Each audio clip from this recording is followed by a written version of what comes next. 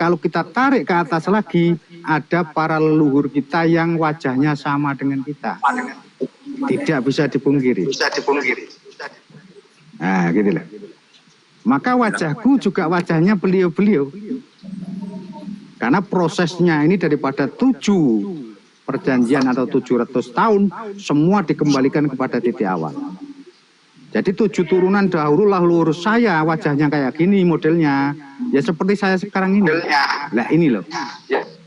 Yang disebut dengan segala sesuatu hal yang dohir yang batin menjadi satu. Batin menjadi Dabling ini, tolong di mute dulu yang lain. Nah, ketut yang dabling. Saya. Itu Mbak Bejo. Di mute dulu mic-nya biar nggak dabling. Banyak yang hadir di belakangmu, jadi dabling dia frekuensinya. Akur. Iya Mbak Bejo, wis apa urung ki? Itu Mbah, sempat terkejut juga Mbah. Gini masalahnya, setiap saya ngobrol dengan orang gitu Mbah, orang atau teman atau siapapun gitu, pasti di situ tuh muncul kayak gini. Orang ini wataknya kayak gini loh, orang ini kayak gini, kepribadiannya kayak gini, kayak gitu Mbah. Di dalam sana itu ada penerjemah gitu Mbah. Ya iyalah, itu namanya penyelarasan. Karena unsur kita sama, gitu loh. Aku adalah kamu, kamu adalah aku. Aku bukan kamu. Nah, ini penyelarasannya. Ya. Iya Mbak. Jadi tatkala kita sudah kenal dengan diri kita akan mengenal daripada diri orang lain, sehingga tahu daripada karakteristik daripada orang itu tadi. Gitu loh. Ya, setiap tanpa kita harus minta, gitu loh. Setiap kita anggaplah kita apalah gitu berngobrol kah apa, setiap melihat gini gitu, Mbah model kita mata itu melihat di dalam itu menerjemahkan gitu loh Mbah. Gimana ya ceritakannya ya, kayak kurang lebihnya kayak gitulah gitu. Sampean tahu cermin sama Pak Kacang nggak? Belum Mbah, nggak tahu Mbah. Sampean punya kacang nggak di rumah? Maksudnya kaca? Sampean di rumah punya kacang nggak? Oh iya kaca kan Mbak, kira apa Mbak? Punya cermin. Cermin gitu loh Mbak. Saya kira kacanya malah sampean itu nggak dengerin orang ngomong, nggak fokus sama ini. Iya Mbak. Kacang heng Mbak, orang nyambung Mbak.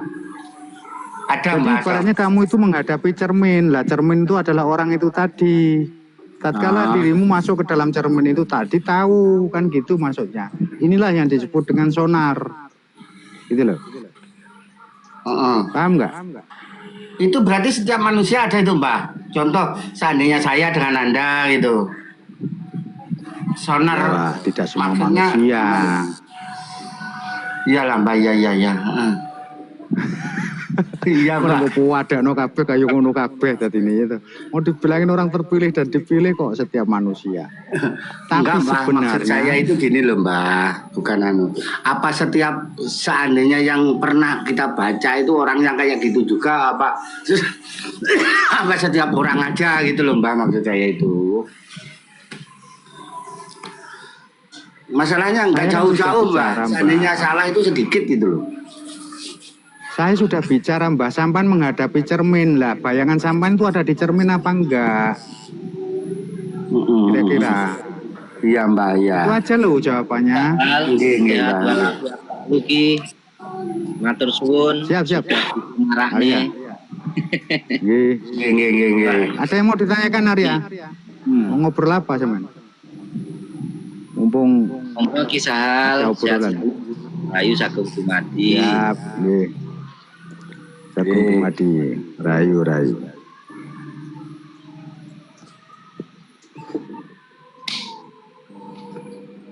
Ayo Pak Pur, gantian Mbak Bejo.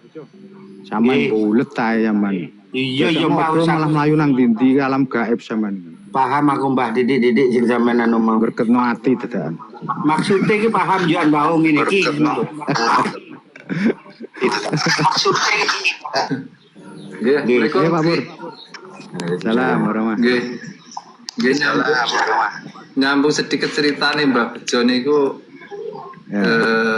cerita sedikit pengalaman ataupun kejadian tengah awak kula. Nggih. Jadi kan setiap enten napa nggih barang-barang goib ataupun energi-energi negatif yang datang itu kan nganu nggih napa ning dodo kula niku enek sing gerak ngono lho. Terus dia nyalur ning tangan sing jelas. Iya. Itu lama ini kan jadi pertanyaan toh. Terus kula belajar hening terus kula teko jane sapa to sing selalu gerak ning dodo kuwi ya. Kula ngoten. Di situ tengriku enten niku bahasa ya aku Guru sejatimu. Nah ngoten niku pripun nggih nyuwun pencerahan nggih. Iya, oke, siap. Guru sejati itu adalah diri. Diri itu adalah hidup. Ya. Di situ posisinya. Jadi tatkala hidupmu ini sudah hidup, maka di situ akan ada berupa efek-efek yang terjadi. Jadi kalau getaran ini muncul, dia esensinya kepada energi. Nah, energi ini pengolahan daripada naf atau jiwa atau latoif kita. Latoif ini adalah kehalusan rasa. Ya. Nah, setelah kehalusan rasa ini dia kontak, di situ akan masuk, akan ada sebuah pembicaraan dalam diri. Diri berbicara dengan diri. Nah, jadi ibaratnya Bima, dia ketemu dengan Dewa Ruci. Nah, Dewa Ruci ini sama wujudnya dengan Bima, cuman perwujudan Dewa Ruci ini kecil. Ya. Nah, tapi sama. Nah, inilah yang disebut dengan guru sejati. Cuman di sini tatkala Bima disuruh masuk ke dalam Dewa Ruci, dia menolak karena logikanya masih pakai akal, nafsu dirinya masih ada. Protes dia, nggak mau. Akhirnya dipaksa sama Dewa Ruci, masuklah lewat telinga. Ya, makanya di sini tatkala sir yang pertama, inilah yang sebenarnya. Ya, sir yang kedua ini nanti akan menjadi sebuah jebakan atau kamuflase.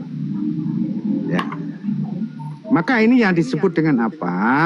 Itulah yang disebut dengan yuwaswisu fi sudurinas minal jinnati wan nas. Ya. Jadi dalam diri kita itu ada jin. Jin ini adalah bentuk ketaatan dalam diri kita. Dia masuk ke dalam ranah yang disebut dengan jiwa kita.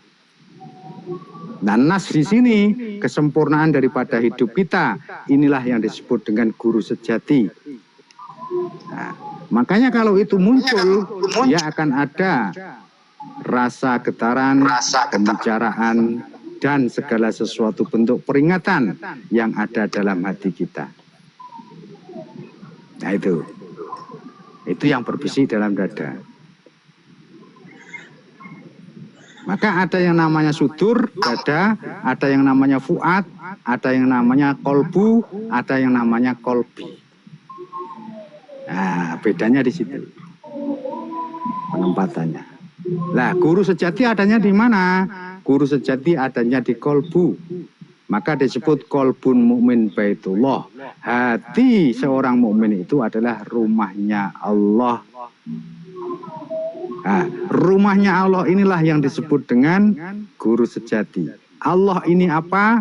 Allah itu adalah hidupmu. Allah wujud diri. Kenapa disebut Allah wujud diri? Karena 40 hari ketiga sudah ditiupkan ruh, sebagian ruh daripada Tuhan itu sendiri. Maka tatkala ini sudah masuk ke dalam kemakhlukan, disitulah esensinya. Nah, gitu. Oh, Ki Ageng Mukhlis. Udah di-mute toh? Kok dabling terus ya? Energinya terlalu kenceng. seperti itu, Pak Pur. Gitu. Terus leres nggih kan? Nggih. Benar. Jadi kita jangan sampai Kalih gimana?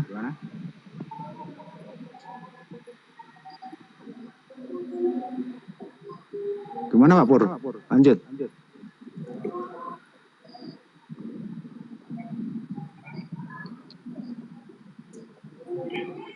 Tentang nopo? kalih tentang Assalamualaikum. Assalamualaikum. Warahmatullahi wabarakatuh. baik. Ya, monggo dilanjut. Nggih, kula tak makmum Raden. Kalih tentang leluhur wau nggih. Jadi kan sering ngobrol kalih rencang-rencang sing anu terus teng mriku sampean ki diturni leluhure sampean. Ya, nyun pencerahan ki. Nah. Terus yang dicerahkan apa? Ya memang seperti itu, kita semua berasal daripada beliau. Kok dabling kenapa ya Ki Rudra? Coba di mute Pak Pur. Sampun kula mute kabeh. Kok dabling? Jadi yang namanya Kakang Kawah Hadi Hari-Hari itulah yang disebut wujud leluhur kita. Pak Pur. Tes 1 2. Oh iya Pak Pur yang dabling ternyata. Itu sudah jelas itu. Nah itulah yang disebut dengan korin. Nah korin ini berasal dari kata koroba, dekat. Maka korin ini adanya di luar badan. Seperti itu. Nah, korin ini bersumber daripada kemutlakan daripada diri kita sendiri. Maka tatkala manusia lahir itu satu hari, ada saudara yang terawat dan ada saudara yang tidak terawat. Saudara yang terawat wujudnya apa? Yang disebut dengan unsur tanah yang masuk dalam diri kita menjadi nafsu alwamah. Dia punya pintu di mulut. Unsur api masuk dalam diri kita menjadi unsur amarah. Nafsu amarah pintunya di telinga. Nah yang di luar badan inilah yang disebut dengan Kakang Kawah Hadi Hari-Hari. Ini sumbernya daripada darah orang tua kita. Sehingga wujud yang disebut dengan korin. Nah, maka ada kodam, ada korin. Kalau kodam ini maknanya pembantu, kalau korin ini maknanya dekat atau pendamping yang ada di luar badan. Nah, pendamping ini bersumber daripada apa? Diri kita sendiri. Satu, yang disebut dengan rokib dan atid secara syariat. Ada yang disebut Kakang Kawah Hadi Hari-Hari. Ada yang disebut daripada leluhur kita. Nah, ada yang disebut dengan segala sesuatu makhluk yang suka pada kita sehingga mendekati kita dan disitulah akhirnya mendampingi kita. Di saat kita tadabbur alam, nah itu tanpa kita sadari masuk di situ. Itu namanya korin. Nah, semuanya didampingi, kalau nggak didampingi ya nggak jadi. Mau tanya Pak Ustaz. Itu kalau yang namanya leluhur itu bukan dari almarhumah yang sudah mendahului kita ya? Ya salah satunya itu. Salah satunya itu. Jadi tidak hanya wujud almarhum ya, bisa yang lain seperti malaikat atau apa dan sebagainya gitu ya? Iya, kan itu sumber 3. Oke. Ilmiah ini bersumber daripada DNA, alamiah ini adalah titah, ilahiyah ini adalah kodrat atau kehendak. Nah, seperti itu. Simpelnya seperti itu. Ada 3 perkara. Kisal, saya mau tanya, apakah di situ tuh setiap ini apakah mempunyai nama seperti Al-Wamah dan yang lainnya? Jelas. Harus dikasih nama. Kalau nggak dikasih nama nggak bisa dipanggil dia. Yang berhak ngasih nama diri kita sendiri. Kalau sudah tahu ya. Ya kalau belum tahu ya nggak akan bisa ngasih nama. Apakah ada wujud penghormatan dari kita kepada leluhur? Kewajiban. Ya kalau secara syariat kita harus bertawasul, mendoakan kan gitu. Tapi nanti setelah ada pendoaan, di situ ada bisa komunikasi, biasanya ada hal-hal yang beliau minta. Nah itu baru kita berikan nanti kan gitu. Seperti itu. Itu namanya taslim, ya, bentuk penyelarasan kepada orang-orang yang meninggal, sehingga kita jadikan segala suatu bentuk ibroh atau gambaran penerusan daripada segala sesuatu hal yang belum selesai. Sampai Semar Badranaya. Itu. Nah, tawasul ini maknanya apa? Keterhubungan. Keterhubungan antara diri dengan diri dengan para leluhur kita, diri dengan alam dan diri dengan Tuhan kita, kan gitu. Seperti itu. Tawasuli aja. Biasa. Ya kan? Karena segala suatu hal itu diringkas dalam suratul Fatihah. Nah, Al-Fatihah ini adalah rahasia untuk membuka daripada kerahasiaan diri, kerahasiaan alam, dan kerahasiaan Tuhan. Nah, leluhur kita adanya di mana? Di alam. Nah, gitu. Maka kuncinya di Al-Fatihah, pembukanya ya. Nah, itu kontaknya. Karena dalam tafsir Ibu Munir dikatakan makanannya ruh itu adalah suratul Fatihah, minumannya adalah sholawat. Cuman dua ini untuk mengembangkan daripada segala suatu bentuk. Maka jangan kau bertanya pada orang, tapi jalankan. Nah, karena tatkala kau bertanya pada orang, maka kebenaran tidak akan ketemu. Itu jenenge taklid. Lah nek awak dhewe iki ngarahno tok maksudnya. Enggak bisa menjelaskan harus seperti ini, enggak bisa. Jujur, walaupun bisa, tapi harus seperti yang dikatakan Mbak Bejo tadi.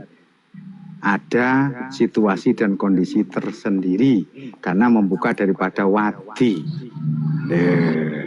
atau kerahasiaan. Tatkala kerahasiaan ini diumbar, wadi ini dibuka di tempat yang tidak semestinya, akhirnya menjadi fitnah. Lewatan, nah, ikut tatanane. Nah, makanya Kisal memberi kunci yang umum aja yang bisa dipakai. Maka buktikan sendiri agar dirimu tahu daripada ranah-ranah yang seharusnya. Itu Pak Pur ya.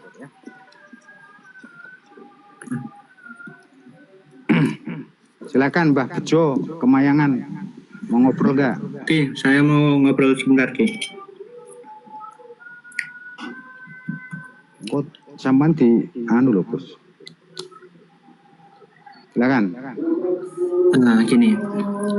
Guru sejati atau mursyid itu tuh bedanya apa? Beda mursyid dan guru sejati. Kalau mursyid kan bahasa Arab. Kalau guru sejati bahasa Jawa. Oh. Jelas, Pak? Siap.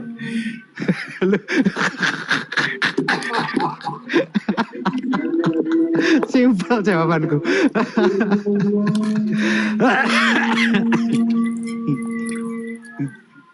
Pengertas sih aku nih Gus Mursyid bahasa Arab. tentang cinta lu Gus, tentang cinta lu. Iya. Simpel tuh jawabannya. Apalagi?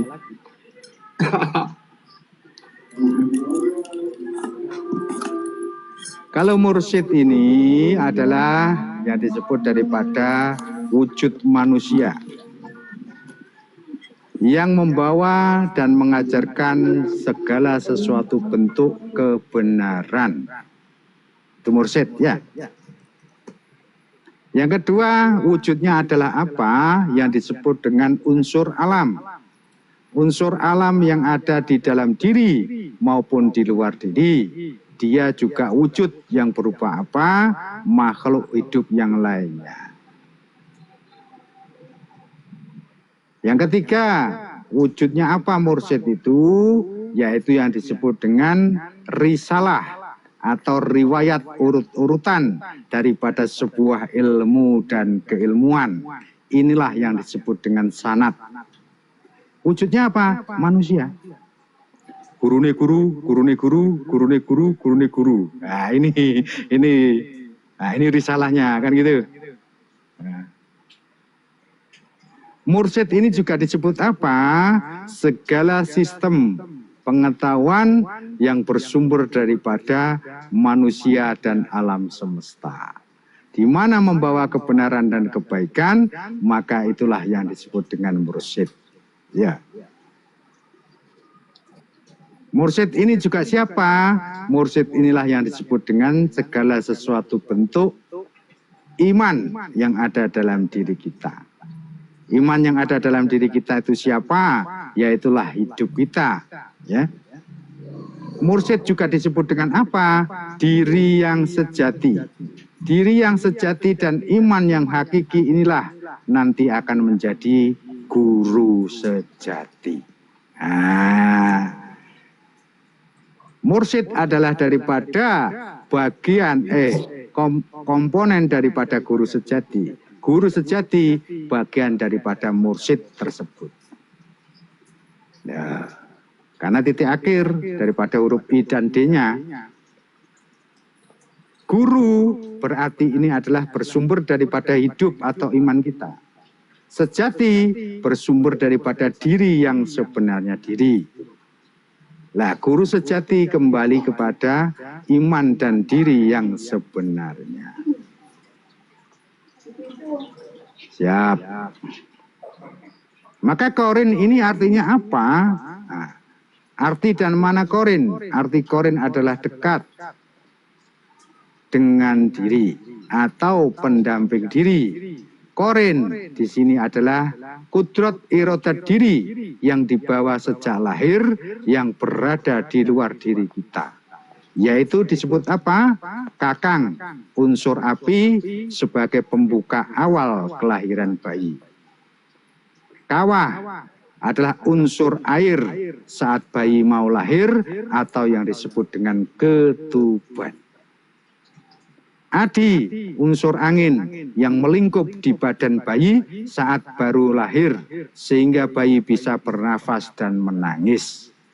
Ari-ari adalah penyalur nutrisi makanan bayi di dalam kandungan yang berasal dari plasenta atau yang disebut unsur tanah. Ini kalau dalam diri kita disebut bayangan hitam di saat kita kena cahaya. Bayangan kita ini loh, ini korin. Inilah yang disebut dengan kakang kawah adi ari-ari. Makanya dia nanti kalau matahari di atas, dia bisa pecah menjadi 4. Maka simbol daripada kakang kawah adi ari-ari ada 4 wujud. Karena kakang kawah adi ari-ari unsur tanah, api, air, dan angin yang ada di luar diri kita. Nah, ini yang disebut saudara yang lahir 1 hari yang tidak terawat. Ya gitu. Wujudnya apa? Bayangan kita. Nah, ini kudrat irodat yang kita bawa. Ya. Izin Ustaz. Apa korin? Izin Ustaz. Saya Otoritas punya diri.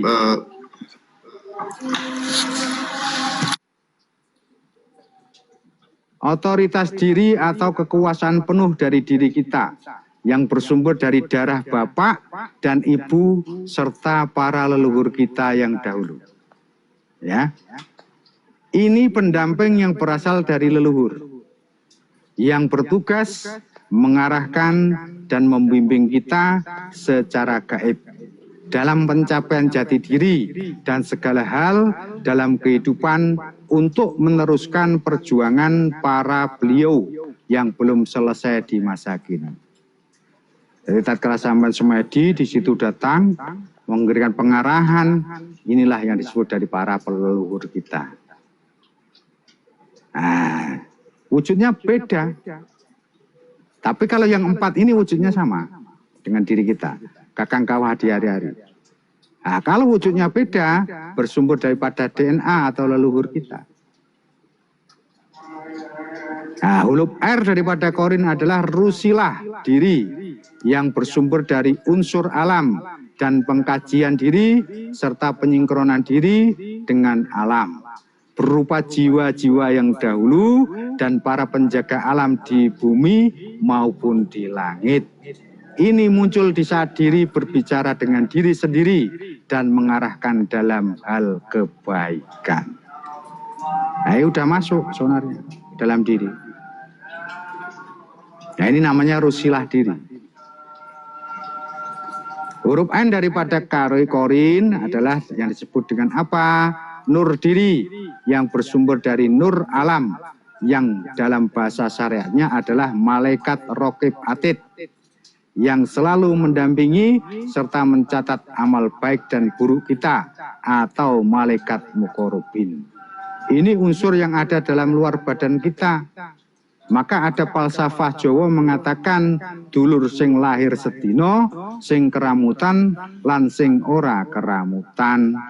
Saudara yang lahir dalam satu hari, yang terpelihara maupun yang tidak terpelihara. Yang terpelihara yaitu berupa saudara 4, yaitu unsur alam yang berasal daripada tanah, air, api, angin yang menjadi nafsu dalam diri kita, yaitu nafsu alwamah, mutmainah, amarah, dan subiyah. Saudara 4 yang tidak terpelihara di luar diri disebut dengan kakang kawah adi hari-hari. Nah, inilah yang disebut tatkala bayi lahir, jin pun ikut lahir. Makanya yuwaswisu fi sudurin nas minal jinnati wa nas, bersumber daripada diri kita sendiri, bukan dari mana-mana. Karena itu saudaramu. Maka kalau dari luar inilah yang disebut dengan jin yang berpikir dalam dada, kan gitu. Nah, seperti itu. Maka di situ karena fungsi daripada saudara 4 yang di dalam diri ataupun di luar diri adalah menguji ketaatan kita kepada Tuhan Yang Maha Esa. Dan kakang kawah adi hari-hari ataupun korin inilah yang menjaga kita dari segala bentuk serangan unsur negatif yang berasal dari luar diri, baik dari manusia maupun makhluk yang lain. Atau bagaimana? Silakan Bang Wiro. Rudra ini egois ini. Mau menang sendiri. Coba gantian lah. Ayo Ki Wiro. Ini mohon maaf ini saya baru berbuka puasa jadi bisa sambil. Terima kasih, monggo dilanjut mawon. Kula mawon. Ya. Yang belum siapa ini? Channel yang belum channel. Assalamualaikum. Silakan channel. Waalaikumsalam warahmatullahi wabarakatuh. Abah sehat selalu, mohon izin salam kenal buat semuanya, buat yang di rumah Abah, terima kasih banyak Abah. Abah izin cuma mau bertanya, tadi saya sedikit menyimak masalah guru sejati, ada yang bukan ada ya, guru sejati itu Solbi Baitullah Mukmin, artinya di hati manusia itu adalah rumah Tuhan untuk orang-orang yang mukmin. Karena arti sama dengan guru sejati manusia. Betulkah Abah kira-kira seperti itu ya Abah ya? Ya. Ada satu pertanyaan Abah, mohon maaf, mohon izin karena ketidaktahuan saya mau bertanya. Di sini saya sedikit mendengar sebuah hadis ya Abah dari riwayat Bukhari Muslim, bahwasanya di dalam tubuh manusia itu ada segumpal daging. Jikalau daging itu baik maka baiklah manusia tersebut, jikalau buruk daging tersebut maka buruk juga manusia tersebut, dan itu adalah hati. Nah, bagaimana cara menyikapinya Abah kalau seandainya qalbi manusia itu adalah baitullahnya mukmin. Itu aja mungkin Abah pertanyaan Jadi dari hati saya. sama Mohon maaf kolbu Abah. kan beda. Ya, saya jawab aja. Jadi di situ hadis itu ada dua channel. Ada yang segumpal daging, ada yang segumpal darah. Ya. Jadi dirimu belum detail itu. Oh, siap Ada yang Abah. disebut segumpal darah, ada yang disebut segumpal daging. Ya. Iya Abah. Segumpal darah inilah yang disebut dengan hati manusia. Nah, bagaimana di situ? Hati ini bukanlah kolbu, ya. Karena hati ini merujuk kepada yang disebut dengan segala sesuatu bentuk himpunan. Nah, tapi hati ini di dalamnya juga ada yang disebut dengan kolbu, kan gitu. Maka hati ini dibagi menjadi 4 bagian. Nah, 4 bagian ini ada yang disebut dengan sudur atau dada. Dada inilah tempat ruang di mana ada bisikan. Nah, yuwaswisu fi sudurin nas, ya. Ada yang disebut dengan fuad. Nah, fuad ini adalah tempat kekuatan di mana dia bertindak harus berpikir dahulu. Nah, di sini juga ada namanya kolbu. Nah, makanya hati itu bukan kolbu, tapi kolbu bagian daripada hati. Nah, hati wujudnya bagaimana? Hati adalah daripada yang disebut dengan wadah. Wadah daripada kolbu yang disebut dengan adanya kolbun mukmin baitullah itu tadi. Ya, ini secara penjabaran seperti itu. Siap Abah. Makanya kemarin kan saya sudah bilang, setiap huruf punya arti, setiap kata punya makna. Kolbu sama hati berbeda. Nah, gitu ya. Walaupun secara penyelarasan itu sama artinya. Maka sirnya di mana? Kita harus buka daripada rahasia daripada kata itu tadi. Nah, seperti itu. Siap Abah. Artinya disimpulkan bahwasanya di sini hati itu tempatnya bersemayam kolbu. Ya. Di dalam hati itu ya Abah ya. Wadahnya itu hati. Siap Abah. Wadahnya itu hati, kerangkanya adalah dada atau sudur. Ya, Siap Abah. seperti itu. Terima kasih Abah atas penjelasannya. Makasih Ya, Abah. gitu Izin, aja. Abah. Cuma itu aja Abah. Makasih Abah. Assalamualaikum. Siap. Salam warahmatullahi wabarakatuh. Sopo sing turun? Ini memakan. Belajar hidup silakan.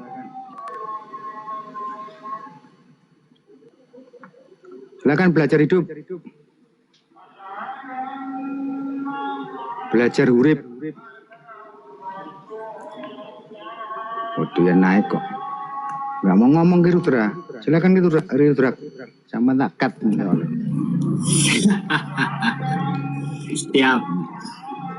Gantian maksudnya. Ngalah moderator aku ngalah. Gitu. Panas ini. Panas. Panas. Silakan. Padahal ya 800 sih kayak aku.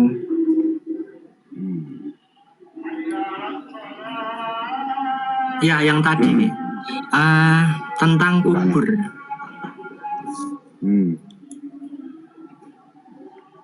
Kubur apa alam kubur? Kuburnya aja kayaknya.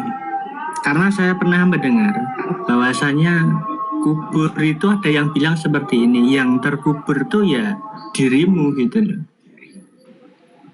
Gitu ya. Ya boleh, nggak apa-apa.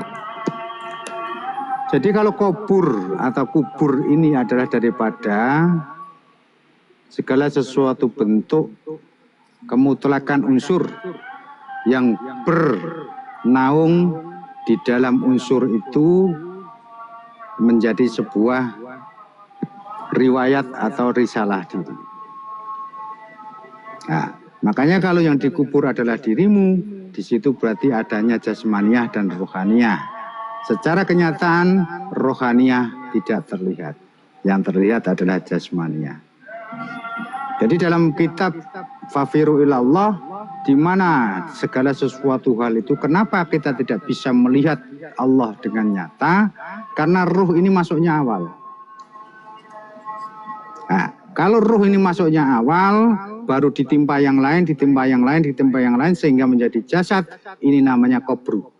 Nah, atau terkubur itu tadi. Kalau masuk dalam diri ya. Pertemuan antara mani dan ovum, di sini ada hidup.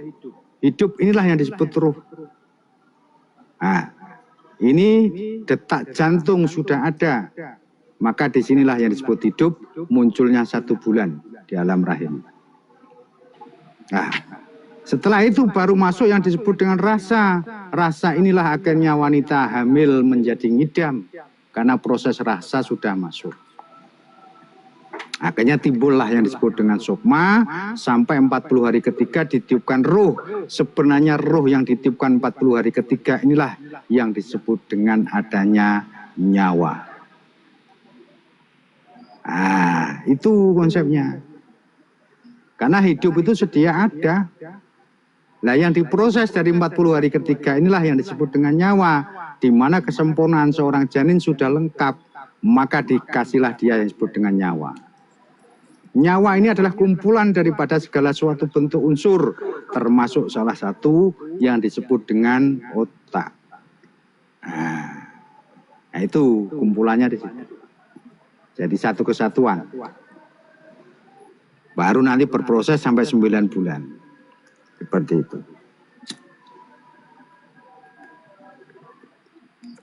Maka kubur dalam alam kubur juga berbeda. Alam kubur sebenarnya ya di alam dunia ini, di mana manusia tidak mengetahui daripada jati dirinya, maka dia masuk ke dalam alam kubur. Alam kubur ini tempatnya orang mati. Maka ada hadis mengatakan layaknya bangkai-bangkai berjalan di muka bumi karena dirimu terkubur. Nah, gitu. Nah, tanya sama channel. Ada itu hadisnya.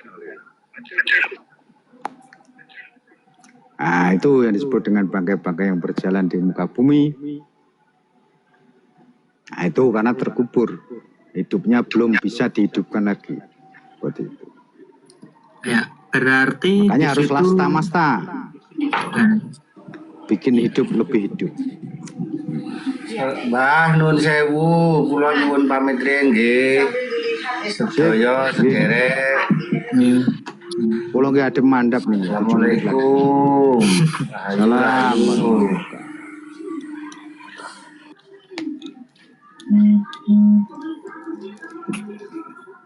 Maka setelah perpindahan daripada alam kubur, niki akan mencapai kepada disebut dengan alam nur bait. Alam nur bait. Nur itu adalah cahaya, bait ini adalah renda-renda kehidupan. Nah, di sini. Jadi alam kubur ini tatkala manusia itu lahir, dia masih bayi. Ini disebut alam kubur. Dia belum tahu tentang baik buruk. Nah, berarti masih terkubur di situ. Terbongkarnya daripada alam kubur seseorang tatkala akalnya sudah berfungsi, dia sudah bisa membedakan mana yang baik, mana yang buruk. Alam kubur terbuka. Tapi yang belum sebenarnya gitu. Ya, kalau yang sebenarnya terbukanya alam kubur dalam diri kita, tatkala kita tahu kenal akan diri kita. Gitu. Nah, itu tahapan kedua. Makanya setelah alam kubur, di sini ada alam barzah. Nah, perpindahan, kan gitu. Nah, ada alam kubur, ada alam barzah. Ya, alam kubur ya di dunia ini. Di mana manusia tidak kenal dengan dirinya, berarti dia masih terkubur. Nah, seperti itu. Berarti kalau di dunia itu bisa disimpulkan sesuatu yang terbalik adalah yang terbaik, begitu ya? Iya, hukum kausalitas. Cuman harus siap-siap menerima fitnah, sampai. Kalau nggak kuat fitnahnya ya jangan laku terbalik. Karena laku terbalik ini bagi orang-orang yang khusus, gitu loh. Betul. kosong adalah kisi adalah kosong. Salah satunya contohnya begitu ya Ustaz. Ya, bisa juga seperti itu. Gimana, Ki Rudraksa?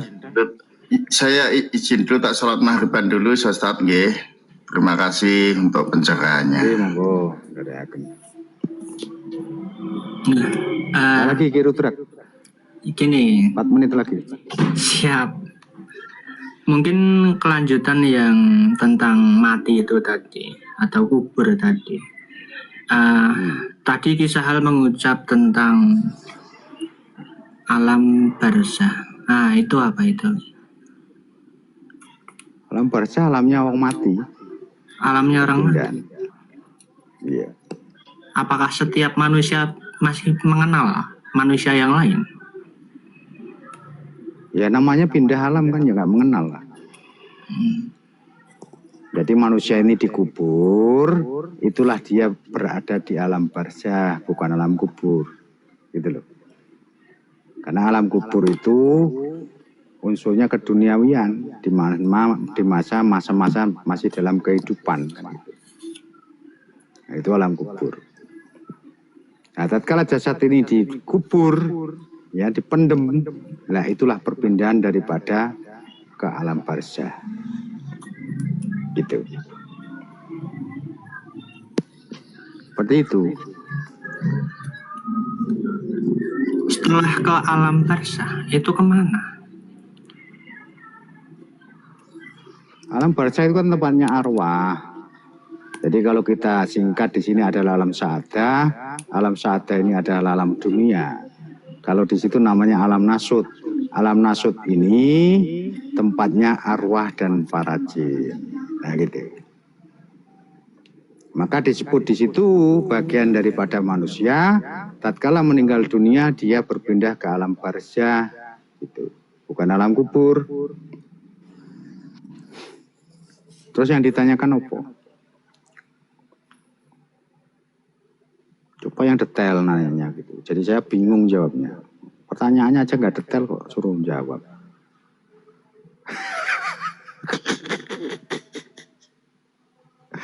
Yang jelas kayak channel tadi itu loh.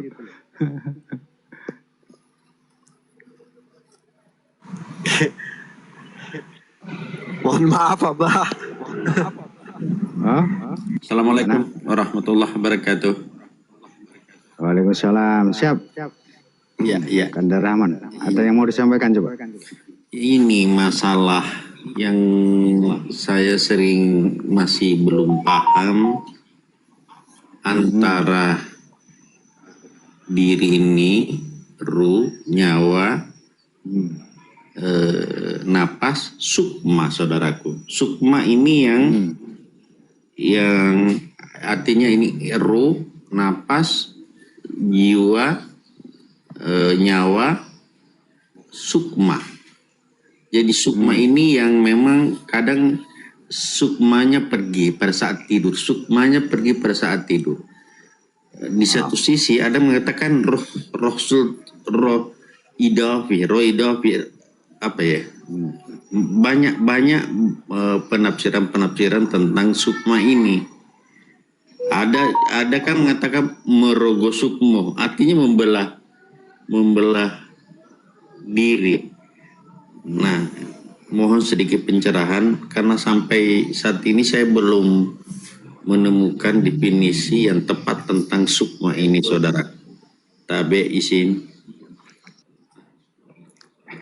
Siap.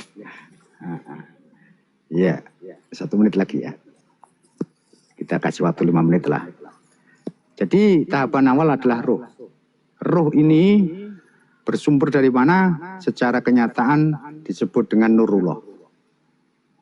Jadi sedia ada di sini. Karena hidup. Setelah itu rasa. Rasa inilah yang disebut dengan Nur Muhammad. Nah, sukma ini disebut Nur Insani. Nah, pengendali daripada nurullah disebut ruh, rasa, sukma, ini ada namanya jiwa. Nah, jiwa ini yang berperan. Setelah jiwa adanya nyawa. Nyawa inilah membawa nafas. Nah, kehidupan, nafas, nufus, tanufas, nafas, kan gitu, seperti itu. Nah, yang ditanyakan apa di sini? Tiga ini tidak bergerak, roh, rasa, sukma, dia berdiri dalam satu tempat. Nah, jiwa ini dia bisa dikatakan sukma, tatkala esensi sukma dia melengket pada jiwa. Akhirnya yang dilihat adalah sukma bukan jiwa. Karena jiwa ini kan motorik. Dia bisa masuk ke sini, dia juga bisa masuk ke sini. Dia masuk ke rohani, dia juga bisa masuk ke jasmani. Nah, sebenarnya jiwa ini yang bergerak, itulah yang disebut dengan sukma, itulah juga yang disebut dengan nafas. Karena jiwa ini seket tengah, pengendali. Nah, rohani ini diseket menjadi tiga, yaitu yang disebut dengan sukma, rasa, dan ruh. Nah, ini rohani. Nah, seperti itu. Ya. Nah, rohani diseket tengah, yaitulah yang digerakkan oleh jiwa. Jiwa ini bisa jadi roh, jiwa ini bisa jadi sukma, jiwa ini juga bisa jadi rasa. Tatkala daripada tiga entitas tadi nempel ke dalam sini. Karena dia mengait dua-duanya. Jiwa ini juga bisa menjadi nyawa kita, raga kita, dan diri secara jasmani. Nah, itu esensinya.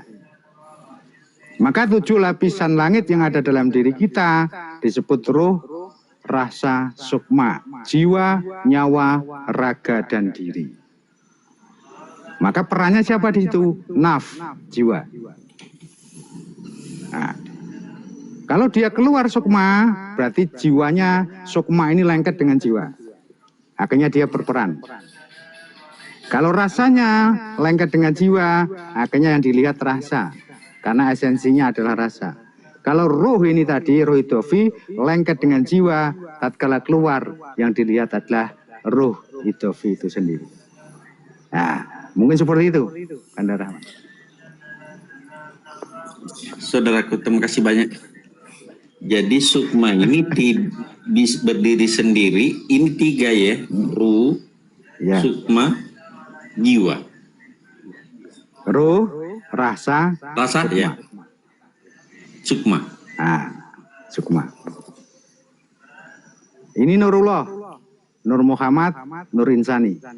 Oh. Jiwa, ini naf, sudah, penggerak. Sudah ke. Ya. Jadi Nurullah Allah, Nur Muhammad, Nur Insan. Nur Insan ini sukma. Ya. Siap. Nah, jiwa ini jempol ini, dia bisa masuk kemanapun. Ya. Jempol ini jiwa. Dia bisa masuk ke ruh, dia bisa masuk ke rasa, dia bisa masuk ke sukma. Dia juga bisa masuk ke nyawa. Gitu. Dia juga bisa masuk ke raga, dia juga masuk ke diri. Makanya kalau kita lihat daripada leluhur kita, wujudnya sama dengan diri kita, karena esensinya diri ini secara kehidupan yang dahulu. Makanya tatkala datang ya wujudnya sama seperti kita. Leluhur kita, gitu loh maksudnya. Iya. Nah ini. Siapa yang meniru sebenarnya? Siapa yang meniru? Kenapa sama bentuknya dengan saya? Ya karena esensinya sama. Darahnya tadi kan sama, tetesan darah awal. Ya genetik. DNA-nya. DNA, genetik. Iya. Ya mau nggak mau sama, ada kemiripan. Itu. Seperti itu. Nah yang berperan ya jiwa ini, gitu loh. Betul. Yang ini. Karena bisa kemana-mana. Bisa jadi roh, dia bisa jadi sukma, bisa jadi rasa, bisa jadi nyawa. Nah, makanya kalimatnya man arofa naf, fakot arofa robah. Barang siapa kenal dengan dirinya, dia akan kenal dengan Tuhannya. Tuhan ini yang disebut dengan Robul Alamin. Robul Alamin inilah kumpulan daripada esensi-esensi. Disebut dengan Nurullah, Nur Muhammad, Nur Insani, Nur Ilahi. Jadi satu. Nah, perannya ini adalah jiwa. Naf itu tadi.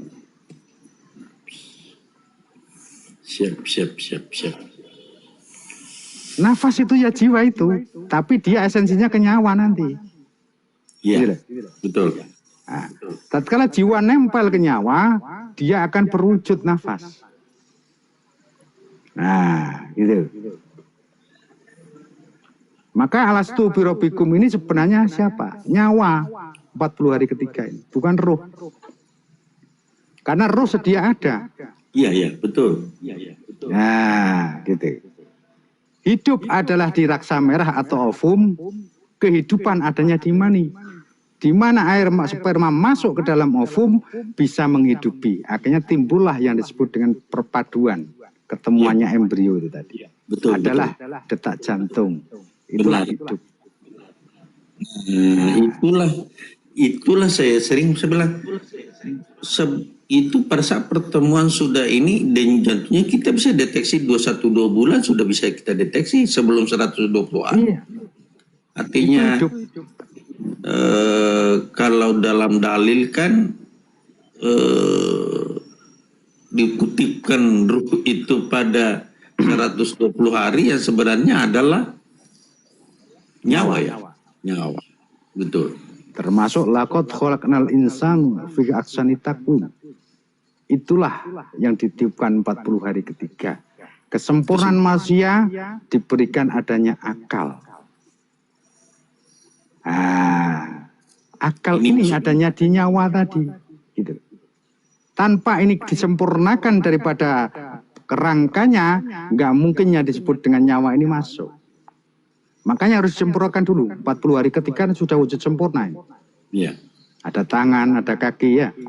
Iya. Baru dimasukkan tadi yang disebut dengan nyawa. Makanya yang bertanggung jawab itu siapa? Nyawa. Yang disiksa siapa? Nyawa. Yang terjadi segala suatu bentuk kesengsaraan siapa? Nyawa. Jiwa kembali ke alam. Yang disebut dengan ruh, rasa, sukma kembali kepada yang maha kuasa. Jiwa kembali ke alam.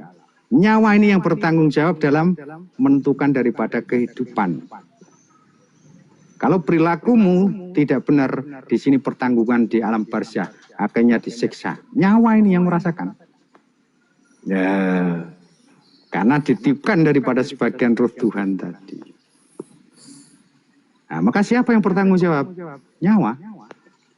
Bukan jiwa, bukan roh. Nah, gitu. Benar.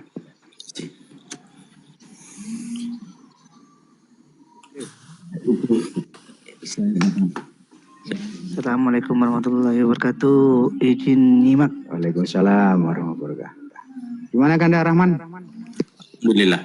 Kita mau rungkat ini. Iya, oke. Dari Banyuwangi. Saya dari Banyuwangi.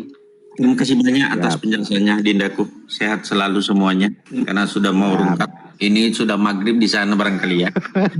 Saya paham. Ini sudah maghrib soalnya. Saya paham. Saya mau rungkat dulu.